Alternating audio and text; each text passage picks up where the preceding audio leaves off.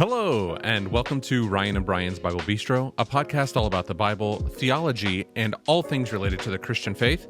I'm the Ryan half of Ryan and Brian, and this is episode number 29. This week, Brian and I are talking all about Bible translations. If you're like me, you've read several different translations in your life, and they all say things a little bit differently, which sometimes, honestly, can be confusing. Brian tells us about the two different styles of translations and the strengths and weaknesses of both. We also talk about how reading different Bible translations, even if you don't know Greek, can give us some hints about what's going on with the Greek underneath the translations. It's a longer episode, but it sheds some light on the Bible translations and issues that some people might have with them. Just as a quick reminder, if you're enjoying the podcast, please subscribe and share with your friends. And if you're enjoying the video version of the podcast on YouTube, please don't forget to smash that subscribe button there. I think that's what they say on YouTube, is smash the subscribe button. Anyway, all right, let's jump into this episode looking a bit at Bible translations. All right, Brian, well, welcome back to the Bistro. Hey, how are you doing, Ryan? I'm good. You doing good? I'm doing well. Had a good breakfast with you this morning, you know? Yes, it was delicious. Of course, as always, too much was consumed. I don't know about always. Well, we go out for breakfast. It was a carb-heavy.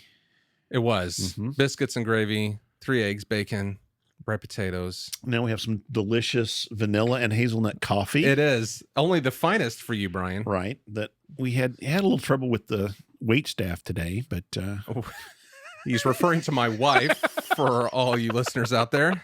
So I'll make sure to pass the message on. Whoops, maybe we should cut that. Well, we were getting ready to start, and we'd asked her, like, oh, would you feel coffees? Because we'd gotten in position for the video.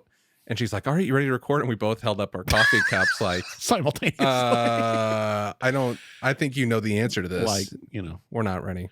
So I'm glad you're back. We're back here in Indianapolis. Yes. You're back Greenwood. Here. Greenwood. Yeah. You're on a concert tour right now. Yeah. I went and saw Hall & Oates last week. Yes. And I'm going to see Jason Isbell tonight. And you had your skinny jeans and leather jacket on, right? I did not.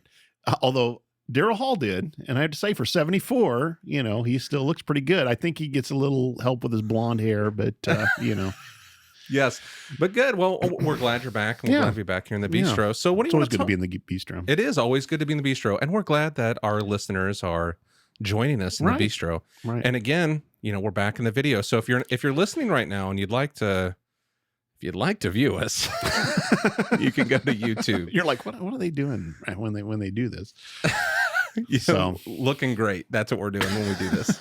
All right. So what do you want to talk about today? I thought we'd pick up on something we talked about pretty early, actually. The first couple of episodes of this podcast that we released, back in April now? Something like that? We released in April. We started recording this back in January. Yeah. Oof. Yeah. It was early this year. We recorded those on the Bible. And one of the things we talked about a little bit, and we've talked about this a couple of times, are the different translations of the Bible. Mm-hmm. And I think you'd said at some point it'd be good for us to kind of talk about, you know, what are good quote unquote good translations and what's going on with that. Right, because I was using a different one. I have several. I was using the Christian Standard Bible, and you weren't familiar with that. But then there's ESV, NIV, all of them. Yeah.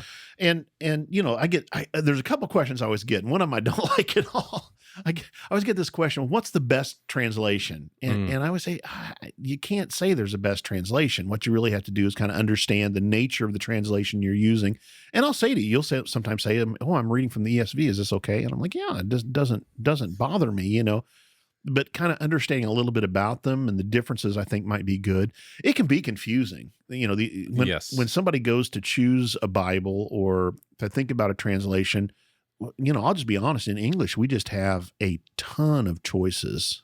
You know, commercially, there's probably 40 some that you could get pretty easily in a bookstore or wherever. And the thin line study Bible, not just that, but those are editions. Translations. Yeah, those are editions as well. And you know, that's the other funny thing. I think it'd be good to talk a little bit when we talk about a version. When you use that word version, you're talking about a translation. In other words, it is a particular translation of the words. And then when we talk about an edition, so you might have the NIV translation, which would be a version, but then you might have the NIV Student Bible or the NIV Study Bible or the Devotional Bible, and all those I would call those different editions of that Or in the 2008 NIV or 2004? Well, the 2011 is when they updated it, Right. and we'll talk a little bit about that. I think, yeah. Well, I went through a student NIV. I remember this had this black student NIV. Yeah, that would have been the 84, and then edition. I went to Bible college, and it was NASB. Right. Then it went to ESV. Right. And now I'm on to CSB. So yes, I've gone through different translations. Yeah. Well, let's talk about a little bit about why we even have this, and we talked about this a bit early on, and I think the third episode we talked about the Bible some, and we understand, most of us I think understand that the Bible was not written in English, right? Mm-hmm. It was written in the languages of the time. So for the Old Testament, that's primarily the language of Hebrew, right? And Hebrew, there's some Aramaic in the book of Daniel, for example. Some of the later books, there's some sections that are written in Aramaic. And I'll go ahead and say Aramaic and Hebrew, when we write them today, use a very similar, it's the same alphabet, basically. And some people call Aramaic a dialect, but most people consider Aramaic a separate language from Hebrew. But they're very closely related languages, I'll say. So that's the Old Testament. Then when we get to the pages of the New Testament, those are written almost entirely in Greek, which was the common language of the empire at that time. We talked about, remember we talked about the intertestamental period. Yep. And Alexander the Great, when he came through and kind of conquered the whole known world at that period of time, Greek became a common language, even though people would still speak their native dialects or their native languages, like, the Egyptians would speak Egyptian and that kind of thing. They would also speak Greek, and that was kind of the language of commerce, or the language when you're doing trade. And so Greek became a common language. So it makes sense that the NIV, or the New Testament, I don't know where NIV came from. We got to cut that out, but no, we're not. I know. You never cut anything out. You always make me look silly. The New Testament, yes. The New Testament, it makes sense that it was written in Greek because, it was able to be read and understood in various different places. Right. And again, as we've said before, the real thrust of the Christian community and the followers of Jesus in the early centuries was to spread the message about Jesus as far as they could. And if they'd stuck with Aramaic, the language would have been the barrier to it would have been message. Pretty much, for the Jewish community. Then there are a few words in Aramaic, and we think Jesus probably spoke quite a bit of Aramaic. The words that we have in Aramaic, for the most part, in the New Testament, there's a couple of exceptions, but for the most part, the words in Aramaic we have are out of the mouth of Jesus, when he'll say something. But there are a few other words that we find Paul using, Abba, for example, which is an Aramaic word for father, and those kind of things. And so these are the original languages. So most of us can't read Hebrew and Aramaic and Greek. And so what has to happen is we rely upon a translation. But now the problem is, I was asking just before we came on air, and I think we've talked about this before, any translation is going to have a certain amount of a problem with it. And when I say, I guess problem's not exactly the right word, but anytime when you understand when you're translating from one language to another, there's always going to be some kind of something lost there, I suppose I would say, lost in translation, so to speak, where there's not always a direct one-for-one correspondence in language. And I don't know, most of our listeners may have had, in high school, they may have had a foreign language like French or Spanish. Yep. And you understand. I'm a Spanish. Okay. Even though in closely related languages like those, for example, sometimes there's differences just in the way that that we say things. It's usually not a one-to-one correspondence. I'm going to give you a famous Spanish example that you'll probably know. In English, we tend to say, if you're introducing yourself, you might say, well, my name is, and that's not what you say in Spanish. You say, I call myself, me llamo, right? So you use a reflexive verb there. I call myself Ryan, or I call myself whatever, Right. So, or another example would be, how old are you is how we say it in English, but in Spanish it's, bro. How many years? Oh my gosh. This is my cut it out moment where you make me look silly. The exact translation would be something like, how many years do you have? Right. Like if we were going to do it literally, that. And so you get what I'm saying. It's just the the idiom is what we call it, the way that the language works is different. And so translation is a difficult concept. There's no such thing as a direct correspondence. You can't. Gotcha. It's not a one-to-one. And in fact, some people will use this idea they'll say, well, this is a more literal translation, or they'll say it's a word-for-word translation. I'll tell you, there's no such thing. There's no such thing as a word-for-word translation. If there is, we call them an interlinear, which is where you have, you can buy these interlinear New Testaments or Old Testaments. Old Testament's pretty big, but basically it gives you a line of the Greek and then the English word right under it. And if you read the English like that, it makes no sense, because different languages, even German, all these different languages, even modern languages, structure their sentences and their forms, is the word I'm going to use, differently. Now, what you do have then, I would say, is kind of a spectrum. You have, if you think on the one hand, you have translations that try to follow the form of the language more closely. When I was in college, we used a translation with one of my professors. He loved the American Standard Version. Okay. Now, that's not the Revised Standard Version. It's ASV. That's ASV, which was originally published in 1901, and it was a very close translation to the original. So close that it was pretty bad English sometimes. Well, right? I have experience with this. So there was this very popular Kickstarter a couple of years ago called Bibliotheca. And it was like, oh, it's this reader Bible, and it's these beautiful things. Right. And it came in the ASV version. Yeah. And I tried to read it, and I was like, it's beautiful. It's a beautiful book. It's a terrible investment. Right. Well, so I sold it. He used it because it was a close formal correspondence. So that's the word I'm going to use there, is a formal equivalence. In other words, you're trying to match the form, but it's a little bit like sounding like Yoda sometimes, right? Star Wars Bible. Right. So there's formal equivalence. And then there was this really famous translator. He was kind of a missionary and was really interested in getting the Bible into as many languages as possible. Eugene Knight is his name, but he used to use this phrase called the dynamic equivalence, was kind of the other thing. You'll sometimes hear that today, but the word that phrase he ended up preferring was functional equivalence. So and that makes a lot of sense, right? Formal equivalence means that it's trying to stick close to the form of the language. Functional equivalence means that it's more interested in how is this functioning. Okay. So let me use the Spanish example again. I don't even know how to say it. The correct translation of, how many years do you have in Spanish would be, in English, how old are you? Because that's a more idiomatic. It's the same idea, right? In Spanish, you're asking, well, how many years do you have? In English, the equivalent to that functionally is how old are you? Now, you can see when it comes to the Bible, though, that gets us into a little bit of a... Gets tricky. It does. And so that's why I'm saying it's kind of on more of a spectrum. And so there are certain translations today, modern translations, is what I'm going to focus on mostly, that lean more toward functional equivalence, and there are others that lean more toward formal equivalence. Now, neither one of them are 100% that way. Even a formal equivalence translation. You mentioned the New American Standard Version, and when I was younger, that was always said, "Oh, that's the literal translation," is the word that's used. And literal, I'll go ahead and say literal in this context doesn't make any sense at all. And we'll talk about literal and figurative another time. But people, I think they meant is it follows the language of the Bible more closely, the form. Right. In other words, the point was the form. But I'll tell you, as I began to study Hebrew and Greek, I found places where it didn't, where and I'll say this, and this is not a bad thing. It's just something we need to be aware of. I always say that translation always involves interpretation. Right. Okay.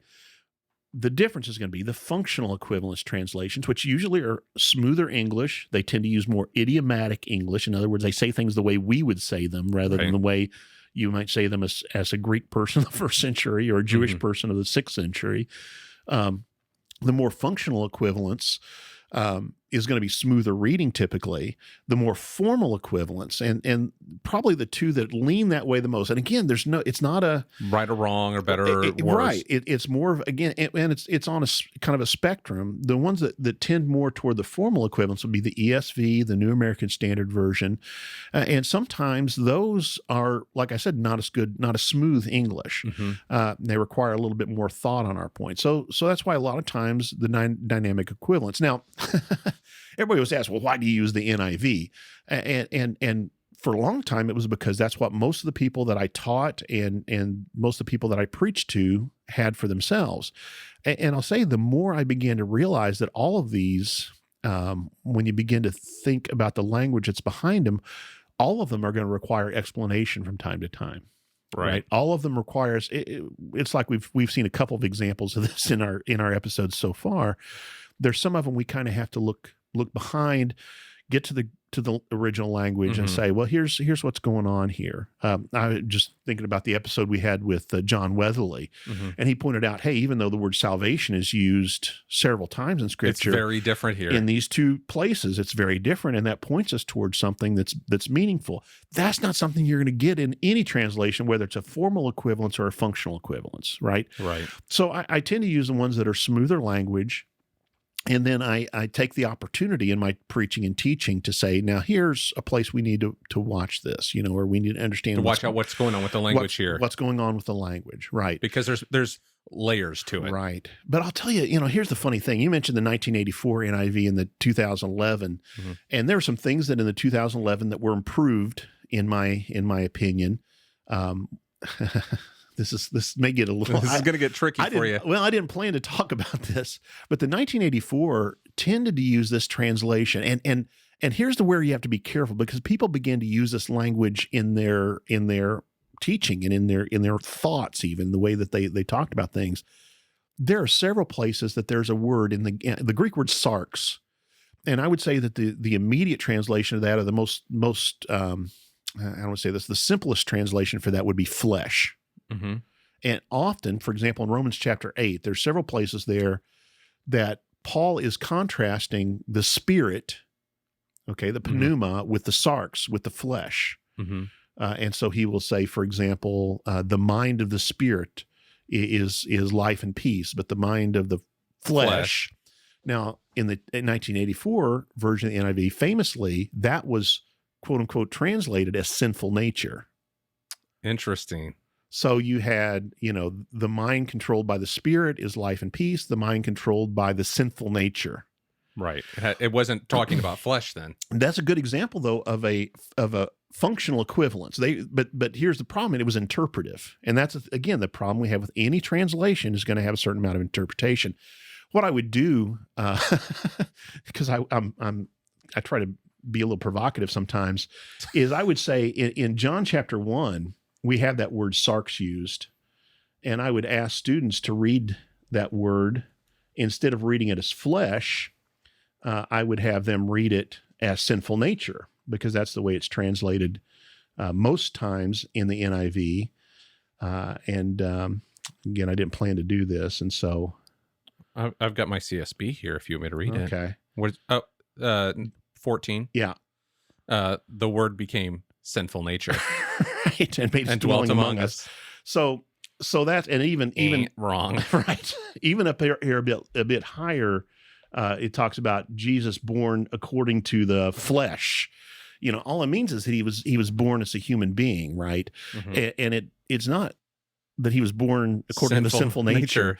And so again, and that's just kind of a provocative thing, kind of a funny thing to think about, but it shows us that we have to be careful when we're thinking about the meaning of these. And I tend to go toward less, and you're going to say, well, that's not functional equivalence. And you want less interpretive, Right. All translation, I don't care how formal equivalence it tries to be, is going to have there are times you have to make decisions about what is really trying to be said here. And so you're going to choose. Usually you guys, again, will know this. If you've worked in a foreign language, you understand a lot of times there's more than one choice of a translation that you can make. Right. I was just thinking about your wife talking about your son and the different words of meanings of words. He's very particular. about the words that are used. Right. And so, most words, and in fact, some people would say for language to work, words have to have more than one meaning. And so, when we're working in our heart language, or our, what we sometimes call our mother tongue, we tend to kind of make those choices automatically, and we understand them even if somebody makes a choice different than ours. But that's where jokes come from, and puns and all that kind of stuff too, right? Right. We use, time flies like an arrow, fruit flies like a banana. The flies there is used in two different ways, right? And so that's kind of the nature of a lot of humor. The foundation of a lot of humor is the use of words in two different ways. So anyway, that's formal equivalence versus functional equivalence. Do you have any questions on that? No, I don't think I have any questions. I mean, my main thing that, as I mentioned, I read the CSB, and I think going through that. So again, I've done the NASB, right, and I've done the ESV. I got away from the NASB because I hated reading it. Right. It was, right. I mean, it was just really hard. And I got the ESV, and it was a little bit better. Right. And then I discovered, I'm trying to think how I got onto the CSB. I was looking up like Bible translations one time, like what people were really enjoying. And so I got the CSB, and it's very much, I think it's a functional equivalent, like how we would speak today. And so that kind of sparked like I wanted to read the Bible again through some of that stuff. And so now I have the CSB and I have the NIV. And maybe I'll go ahead now and kind of take here's what I would say is the takeaway. Most of us, I mentioned this before, have more than one translations available to us, even if it's online. Right. Bible Gateway has, I can't remember now, 30 some or 40 translations that are available for free online. Red Letter Bible has half a dozen or 8, maybe 10. If you have some Bible study software, usually you have maybe 40 or 50 different translations available to you. And my whole point would be this, is to use a variety of translations. In fact, if you're studying a passage carefully, I would say lay a couple of translations side by side, and not only a couple of translations, but choose a couple that maybe are different. So take one functional equivalent and one formal equivalent and lay them side by side.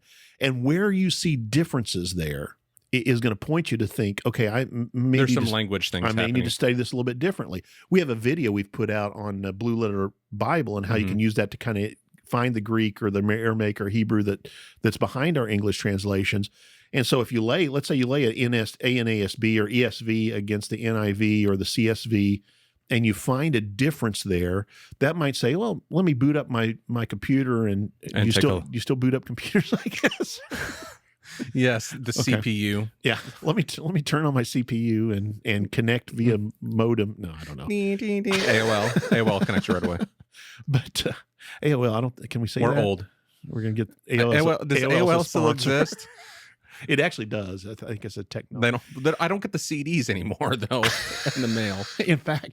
In fact, well, I can remember when you get the 3.5-inch floppy. But oh my gosh, anyway, yes. Yeah, we're getting off topic. Anyway, now, the Blue Letter Bible. If you sign up for email newsletter, you can get that video. By the way, and that video will show you how then to when you see those rough places in language, maybe you'll take a moment to go back behind that. So here's another thing. I was going to talk about this a little bit later, but let's talk about reading level first, because that's the other thing you talked about is ease of reading, and different translations will aim at a different reading level. Yeah, and should we say something at this point? Because you and I talked about this a little bit last night. Is paraphrase? Yeah, there's the paraphrase thing, and you can talk about that. Yeah, so we talked about the Message, and I remember when the Message came out, everybody was like, "This is the greatest thing that's ever happened."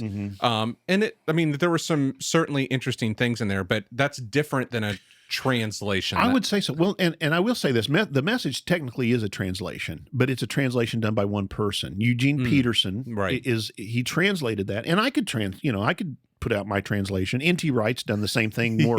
Yes. More recently, N.T. Wright translated the entire New Testament. And so what you're hearing there is what one person thinks about the Greek text, which is not a bad thing, but you need to realize what it is.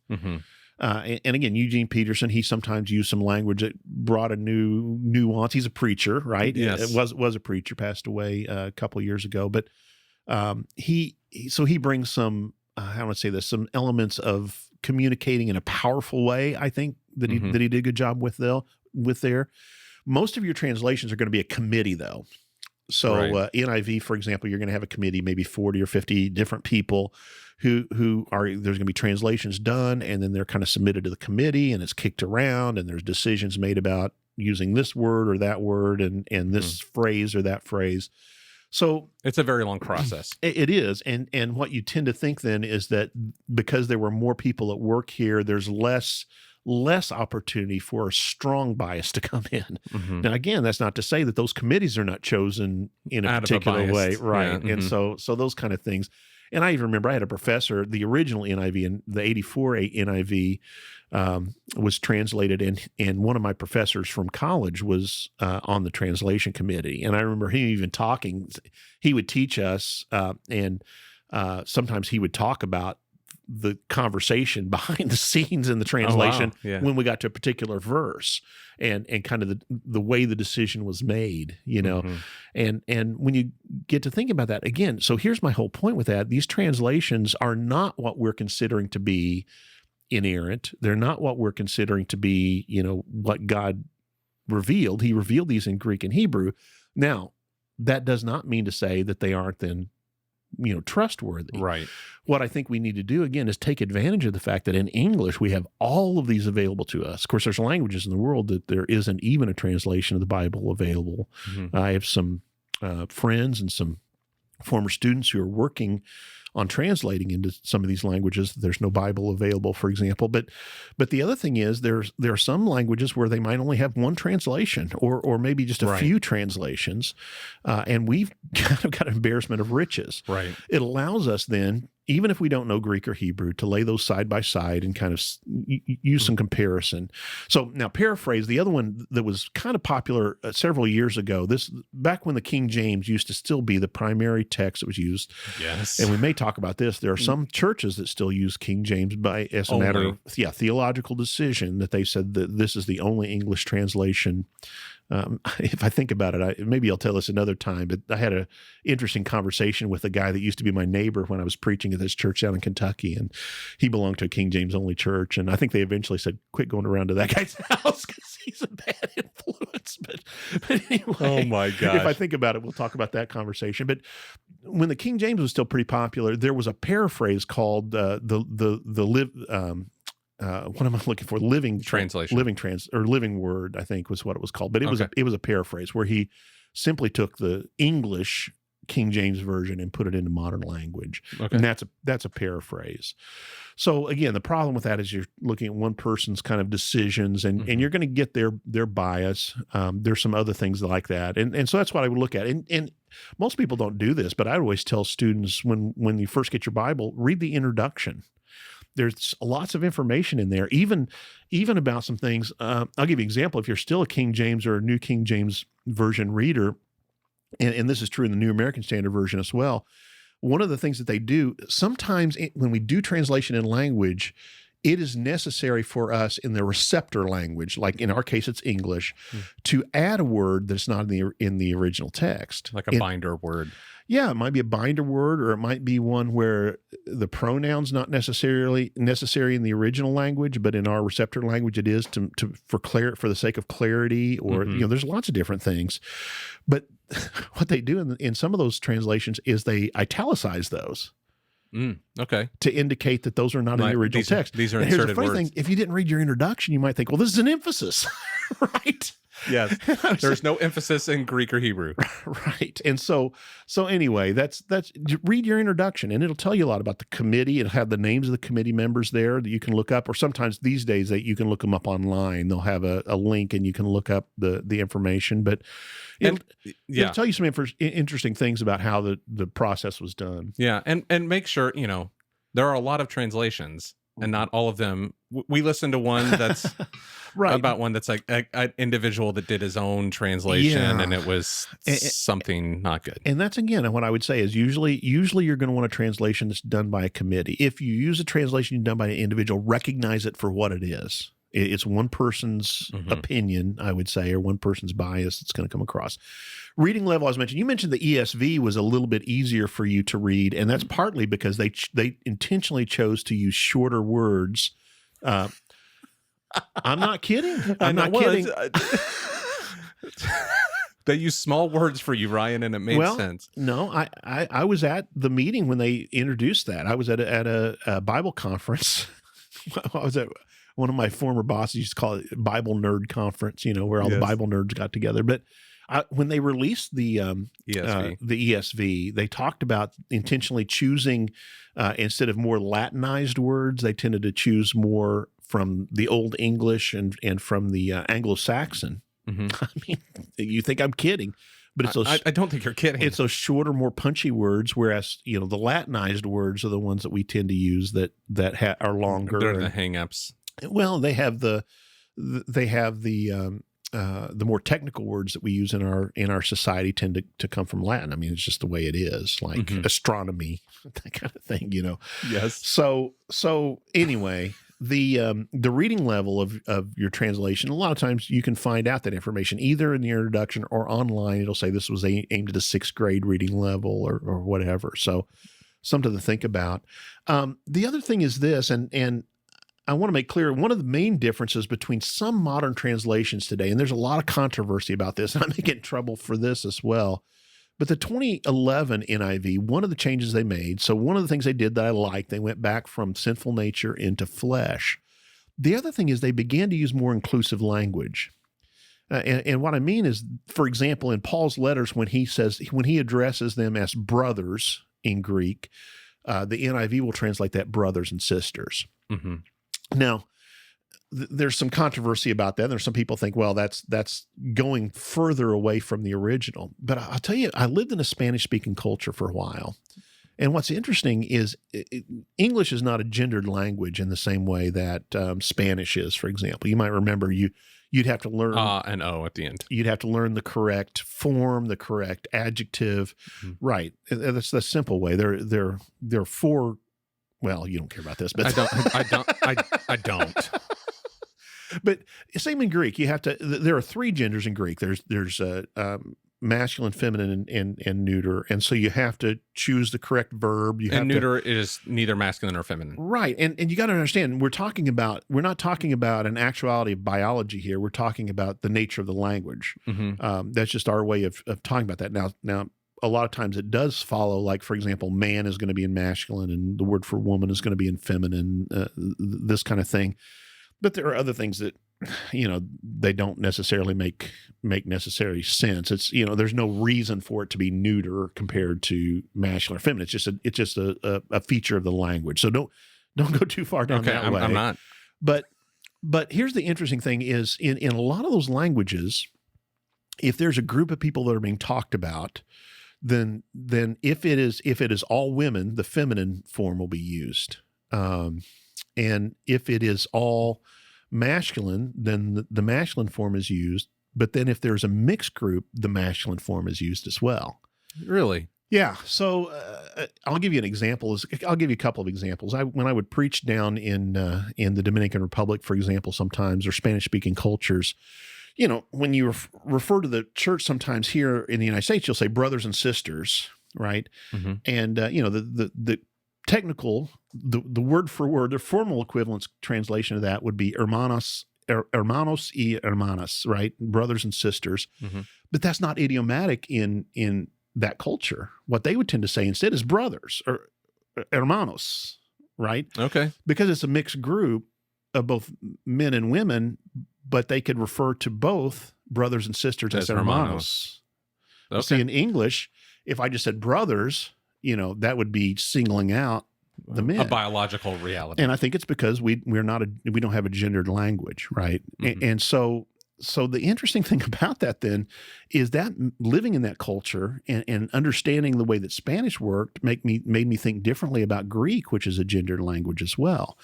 And so one of the examples is, again, where Paul refers to brothers in his letters, what the NIV will do is do brothers and sisters because in English, it's a recognition that this church would have included both men and women. There are a couple places where that makes a pretty important difference. 1 Timothy, for example, I'm just thinking about where it says, 1 Timothy chapter 2, where it talks about that it is God's desire that all and literally the word there is men should be saved, right? Yes. But probably a better translation there would be people, Hmm. you know. But they use the hermanos, or like The equivalent. the equivalent. Right, Yeah. right, Like, right. And so that's what the NIV is attempting to do. It's attempting to use more inclusive language that is more reflective of what. reflects the reality that a lot of times this is a reference to both men and women. And in English, it's making that clear. So I, again, there's debate over that. There's some people that really are Been out of shape about it. but I think it is getting across the right kind of an idea. And of course we would say, well, in English, men can include, like mankind, we sometimes will use, can include both the men and women, but it's an attempt to try to show the reality that Paul was saying. Again, it's not formal equivalence, functional equivalence. Functionally, he was talking both to men and women. So there's a couple places though that the NIV I think has made that difficult. One we've already talked about. When I talked about God in a former episode, we talked about Genesis chapter 1. God is the creator of all things. When he created human beings, it says he created him in his image, and then male and female he created them. Yes. And there the NIV has used them, the plural, in both places. Mm-hmm. He created them in his own image. And I think there we have to be careful because there may be something that's being lost there. Again, it's simply, all you'd have to do in order to notice that, again, is if I took the ESV and the NIV side by side, and I noticed that difference, and I'd have to say, oh, okay, is this a singular or a plural?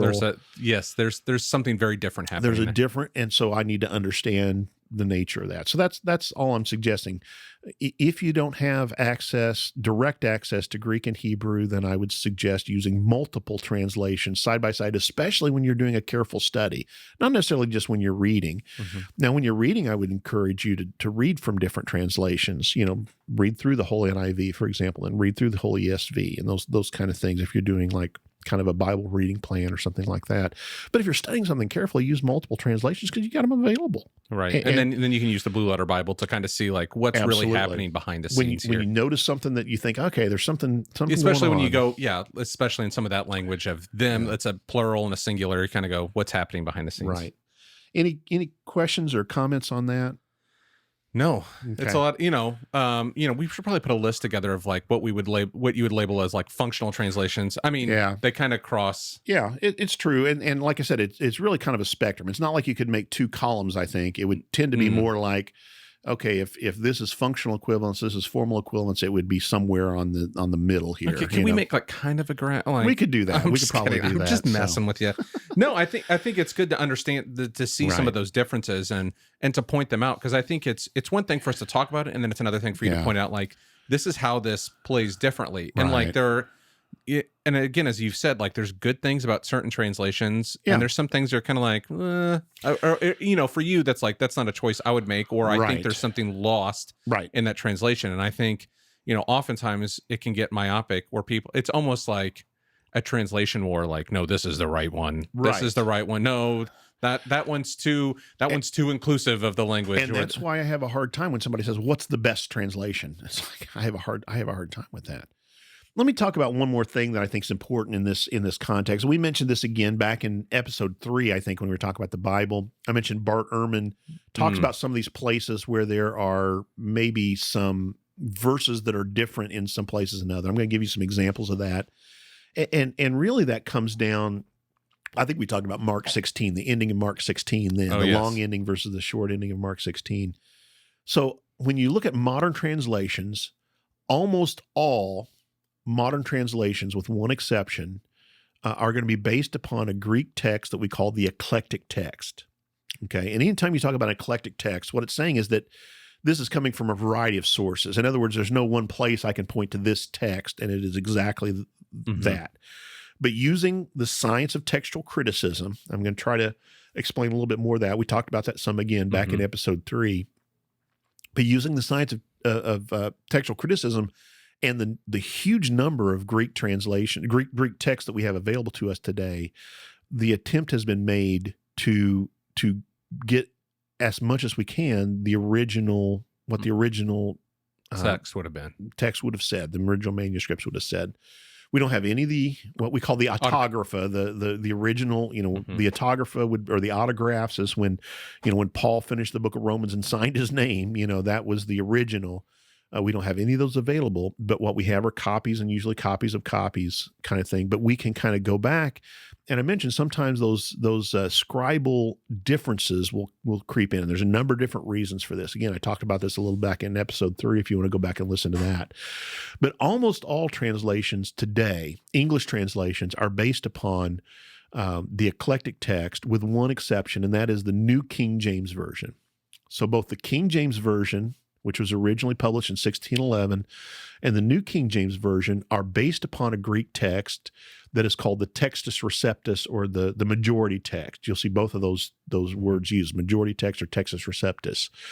On the Blue Letter Bible that we released, you actually can have access to both of those, the Textus Receptus and the eclectic text. And you can kind of compare the differences in Greek if you're able to do that.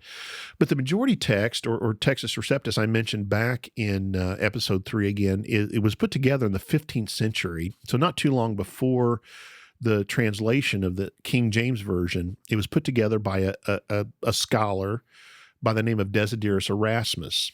And what he did up to this point, except for the very early church in the West at least, the Latin translation had become kind of the main text of the church.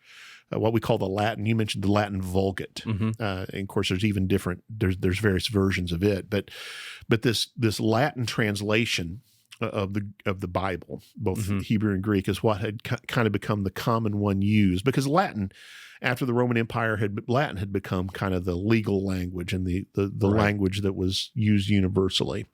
And so for the Western church, at least, not the Greek church, but the Western church, that became the predominant version. But Desiderius Erasmus, he was a part of what we would call the Roman Catholic Church during that period of time. If that, it's even before the Reformation, so how do you even talk about that? Right. But he was a scholar and interested in the Greek text. And so he had, I think, 9 texts available to him, Greek texts that he found that had various ages, that had come from different places.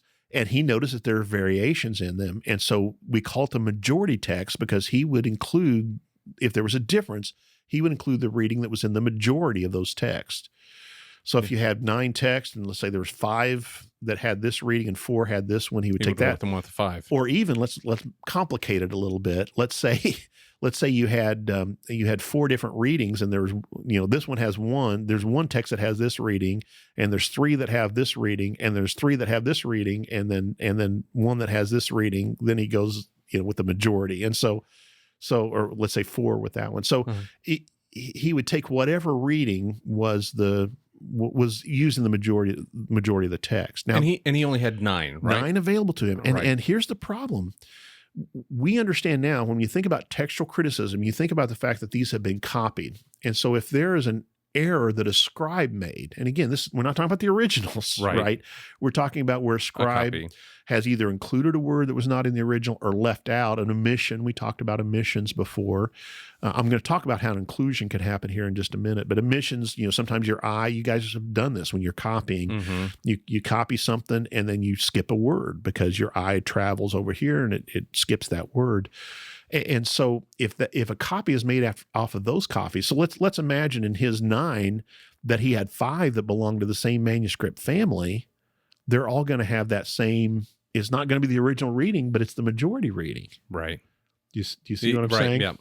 That's where error can creep in. Right. So so that's an omission. And in addition, sometimes there's a couple of different ways that this would happen. One is sometimes you'd get, you guys, we all do this. We'll write something in the margin of something like, this reminds me of this, or a lot of times when it would happen, what we see with some scribes doing is when there's a similar, we've talked about the similarities between Matthew and Mark, for example. If Jesus says something in Matthew and then he said something very similar in Mark, but maybe in Matthew he has an additional phrase, somebody might have put that in the margin of the Gospel of Mark, and then when another scribe comes and copies it, they may have included that in the text. Right. So Yeah. suddenly this marginal, we call it a marginal note, becomes a part of the text. And so that's why you see that happening sometimes where that's another kind of thing that can happen. Sometimes there may be an intentional, and we have to make this decision. There's an intentional taking something out or adding something. And I'm going to give you a couple of examples of that because this is something that when people are using different translations, it sometimes will bother them. Now, again, when I was growing up, the King James was kind of the height of what most people used, and then the NIV was just coming on. This is when it became a real difference. It's because people would read this and it's like all of a sudden, oh, well, you're missing a verse. Is what would be said, or like in the Long Indian Mark. I'm going to use two examples. We mentioned this one back in episode 3, but John chapter 8. Technically, it's John chapter 7, verse 53 through 8:11. All right, I'm getting it. John chapter 8, 7:53 through 8:11. And I think you mentioned this in your translation. This one is set apart. Now, this is a story that everybody loves. This is a story of the woman taken in adultery. Oh, yes. You want a fancy technical term? Technical term is the pericope adulterae. So, well, yep. Just keep going with that one, Tiger, because I'm the story of the adulterous woman. So, in most modern translations today, this is not in the text itself. So tell me, what are you using there? The NIV, is that what you have? No, this is my CSV. What has the CSV done with this here? What do you have? So there's a line at the top and the bottom. It says the earliest manuscripts do not include. Okay, so the earliest manuscripts do not have this. So here's what, when I was growing up, here's what people would say is, well, it's left out of your Bible, right? They've decided to take it out, and you'll still, even today, you can go online and find YouTube videos or whatever. Yes, sure. This is some kind of conspiracy theory. People are taking this out, but I want you to hear carefully what it says. These were not in the oldest manuscripts we have available. We have now older manuscripts available to us than what Desiderius Erasmus had. Some of the big ones, there's these 4 big manuscripts of the entire Bible, really. Alexandrinus is one of them. It's called Codex. There's these 4 codices or codexes, but these 4 codices, one of them is called Codex Alexandrinus, and it is the Greek Old Testament and the Greek New Testament, and it does not have this. Very early Greek Bible that does not include this. There's an even earlier one, we believe, called Codex Sinaiticus, and they have these funny names because of where they were found. Alexandrinus was in the city of Alexandria, Egypt, for years. Sinaiticus was found. This is a great story. I'll tell the story one of these days. Not today. Today's not that day. But it was found in the Sinai Peninsula, near where we believe the traditional site of Mount Sinai. So it's between the Gulf of Aqaba and the Gulf of Suez in the Red Sea. If you're familiar with that region, there's this triangle between them that's called the Sinai Peninsula.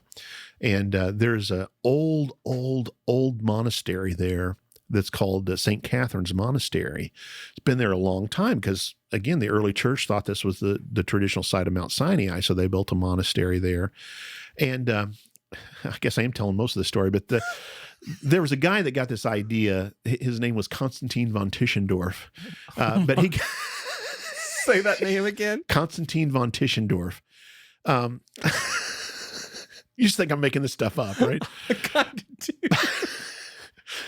But he's a real life Indiana Jones. But he got the idea, if we want to find really early copies of the Bible, which is what he was interested in, German Bible scholar, he said we should go to places that are very arid because they're not molding and mildewing and deteriorating, dry, arid regions, and where there's been a continuous presence of Christians for a long time.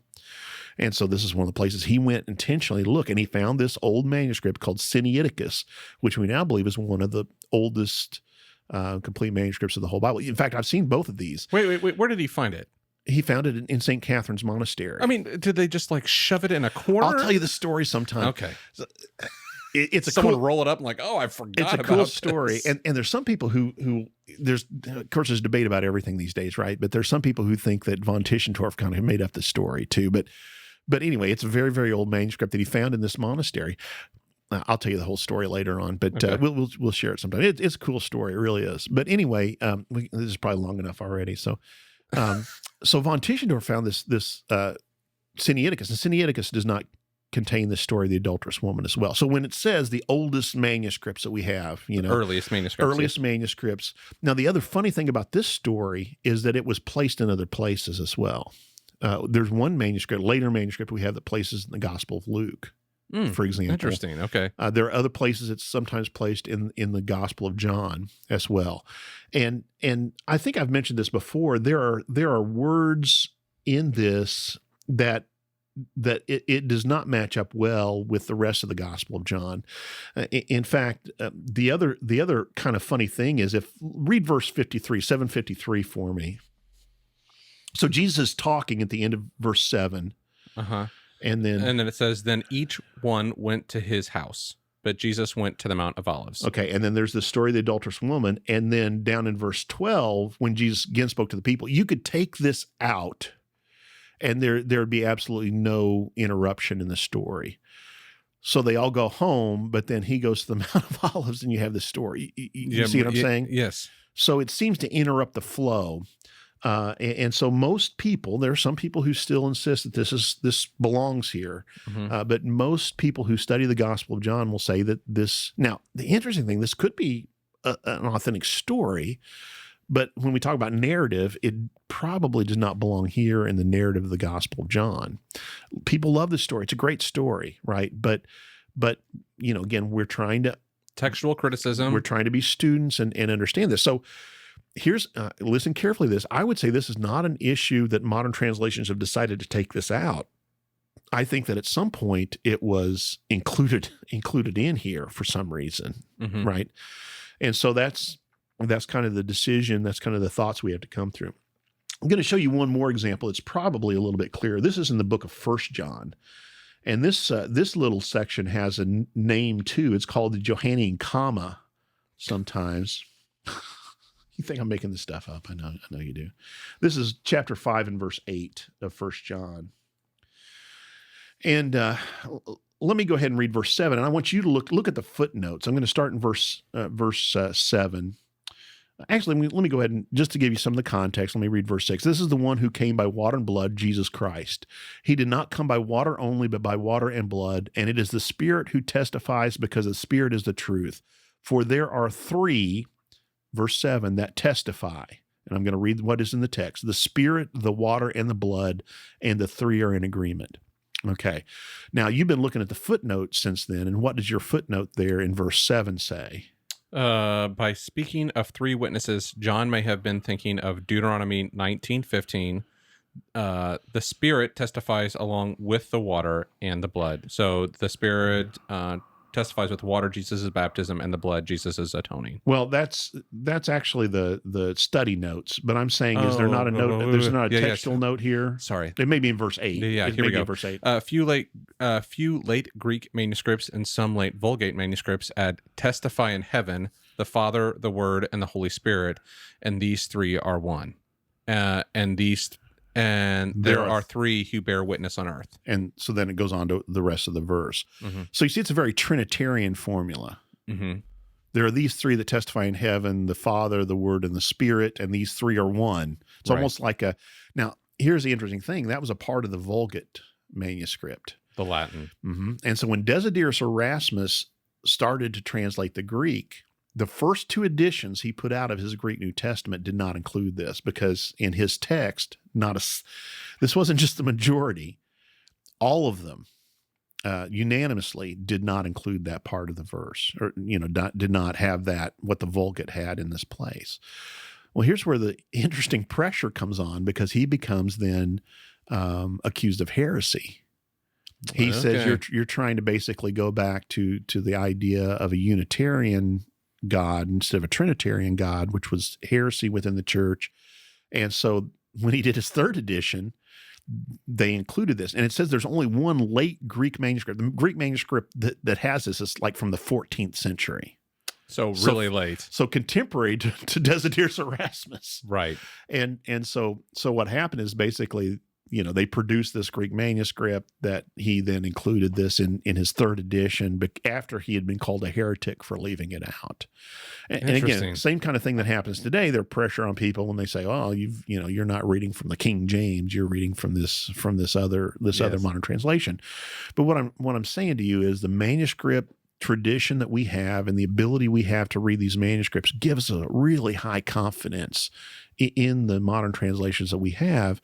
And in these places where it says that this probably was not in the original, there's a high degree of confidence with which we can say that that's probably true. Interesting. Comments or questions on that, or anything else you want to? No, I mean, say? I think it's really interesting.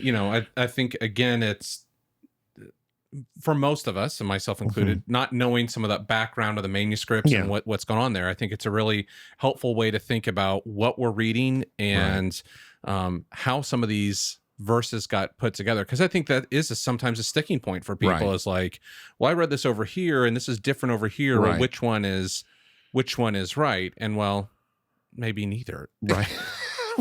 But I mean, it's true. I mean, that's the thing. When I'm not saying they're lying, but saying like, that there is, again, once we're trying to make that translation to English, it's not a one-to-one translation. What I would say is when we use one of the major modern English translations based upon the eclectic text, I think we can have a high degree of certainty in that both this is what's in the original, and it's close to what the meaning is. Again, I said we have to be students of the word, so sometimes it means not just saying, well, the translation committee got it right this time. Sinful nature is the example, in the old NIV. We need to understand what's going on there and kind of think, well, does this word flesh always have that connotation? And the answer is no. There's clearly places where flesh is used. It means flesh, as opposed to, in contrast to spirit, we might say. And so there are places where we have to, just do a little bit more digging and get in. And then, again, that's part of why we're doing this podcast, is kind of, show so we people, can do our own personal digging. We're encouraging, I think that we're encouraging people to kind of, take the tools that are available to us, Embarrassment of Riches. Many of them we don't even have to buy, Blue Letter Bibles online, Bible Gateways online. There's lots of resources available to us if we just use them and learn a little bit how to use them, dig in a little bit. Don't even take our word for it. Right. Look it up and read a bit about it. Textual criticism is a hard thing to describe. I mean, I'd love sometime to, and maybe we will do a video or something on that, because it's a pretty in-depth kind of endeavor. There's a lot happening there. There's a lot happening because you have to come to the conclusion, again, is this something that has been omitted? And you have to be able to explain why this would have been omitted, or is this something that has been added? And you have to kind of make that determination. And again, you look at the history, you look at the manuscript tradition, you look at other kinds of things. There are early, I haven't even mentioned this, there are early translations, like into Coptic and Armenian and these other languages where the Bible was translated early. And do those translations, who may have been based on earlier texts than we have available, were they, did they have those verses in them or not? All those are ways that we can kind of look at that. There are certain textual traditions that we can say tended to include everything. If there was a marginal note, if there was a little commentary or whatever, it's tended to be included in. And it's a matter of understanding all of that. But most of your modern translations are really good. Again, understand that they may have a certain bias, and certainly they have a certain translation theory, whether they're trying to get more functional or more formal. And just understanding that, I think, can help us. Absolutely. I think that's a big thing. I mean, for everyone, is to understand that there are two natures of how translations are done, and that's functional and formal. And just the value of understanding that, and just understanding why one might feel more difficult in its reading. And just because it's more difficult in the reading doesn't necessarily it's pointing you to the correct place. Because I think that's, and sometimes some people take that approach as like, this one's much more technical and harder to understand, so it must be more correct. And that's not necessarily true in understanding those two. But I like what you said is, the Blue Letter Bible, this is one thing I'm slowly trying to learn Greek. Right. I'm 40 years old. And you're like, well, why do you want to learn Greek? And I'm like, because otherwise I'm just taking everybody else's word for it, and understanding exactly that. But again, it's not to say that what you've been told is wrong, but it's just Right. kind of understanding that those Absolutely. layers that go Yeah. into that. And this kind of goes back to, and I think that's one of the, study is fruitful, but I think it's also the challenge for us. Yes. It's just as we talked about justification a couple episodes ago. Yeah. It's just like, it's not only we have to understand the culture and how they use the words, but Right. what words did they actually use? And sometimes we lose some of those actual words Yeah. because it's a Greek to English or Hebrew to English. Like, Yeah. there's these multiple layers of the onion you gotta pull back. And I'll go ahead and say English is kind of a funny language too, because we've Yes. we've borrowed from so many places. And I tell you, you talk to someone who is a native speaker of another place who maybe has come here and learned English or come to the United Kingdom to learn English, and they'll say, "Oh, it's so difficult because of the way that." Did you say United Kingdom? Yeah. They come to the United Kingdom to learn. Well, I'm just saying there are other places. We're in the U.S. I don't know if you know this. There are other places they speak English. Oh, I know, but to come to the United Kingdom, we're not in the United Kingdom. We're in the U.S. Anyway, continue with your story. Well, I'm just saying that English is a hard language to learn. Mhm. There's a big vocabulary, and a lot of it comes from different ways. And we do some things that are really stupid. Well, I just heard this. This was a newscaster the other day. It's become a common language. In fact, I was just talking to you about a translator today, and he's the one who asked me about this. He said, "What does this mean? A whole nother?" He's like, "What's this word nother?" It's like, Oh, come on. How do you not know? Don't ask. Yeah. But Regional dialect. well, I mean, like I said, I heard that on a newscast yesterday, a national newscast. A whole nother, we've taken this word "another" and split it up, and so you think about that. Here's a guy who was originally was a Haitian, learned Creole, which in English has a much larger vocabulary than Creole does, and he's trying to deal with this stuff, and I think any person who comes in and tries to understand English, there's funny things that we do. The rules are irregular. The way we do contractions is Mhm. interesting. That makes it much harder, I think, for someone who's just learning English, because we say "I'm not," but we say "you aren't." Right. And Mhm. these kind of things and where we decide to contract. So we take the verb and the subject, Mhm. "I'm not," but in "you," we take "you aren't." We take the verb and the "not" and Right. contract them. Right. So, That is an interesting thing. I mean, I could go all day on this. You don't Yeah. want me to. I promise you, I don't want you to. And neither does our audience. Right. So we're Very wrapping it good. up here. Yeah. There's functional, formal Yeah. translations. Understand that. When you see, when you're reading, look at some different Yeah, versions, I see them think side by so. side, because it can kind of help illuminate, like, hey, there's something Yeah. happening with the original source language here. Yeah. If you have an internet connection, you don't have to buy another one. Yeah. They're available online. You Yeah. got Blue Letter Bible. Yeah. Check it out. You can get the Blue Letter Bible video that will kind of show you how to use that Yeah. by signing up for email newsletter. And I think that's about it. We've gone pretty long today. No, I know. I'm sorry. It's now we're working on a sign off. Yeah. So I said every podcast, we could always say bye, see you. yeah, I and always so say we're- thanks, Brian. We're I say workshopping. it like that. I appreciate you saying that's how I sound. We're workshopping a sign off. Yeah, so maybe if you have some wonderful sign offs for us that might be, Yeah. really witty or bantery. So what are we going to do now? We're just going to cut it. We just stopped talking right now. What if we just paused and no one moved for a second? Anyway, we're going to wrap this one up. Yeah. Brian, thank you so much. Not a problem. Yeah, we're signing off. Thanks so much for listening to this episode of Ryan and Brian's Bible Bistro. Next week, Brian and I are talking all about the books of the Apocrypha. Now, if you aren't familiar, these are books or scrolls that were written between the Old and New Testament period that were known and read by the nation of Israel. We talk about some of the stories in there and how some of those stories might relate to the New Testament. You don't want to miss it. You can find show notes, links, and more at thebiblebistro.com, as well as sign up for our email newsletter to stay in touch, but also to get our instructional video on how to use the free online resource, The Blue Letter Bible. You can find us and follow us on Facebook and Instagram at The Bible Bistro. And as always, you can subscribe to us on either Spotify or Apple Podcasts or anywhere you get your podcasts. Just search for Ryan and Brian's Bible Bistro. Thanks so much for listening. We'll talk to you next Tuesday.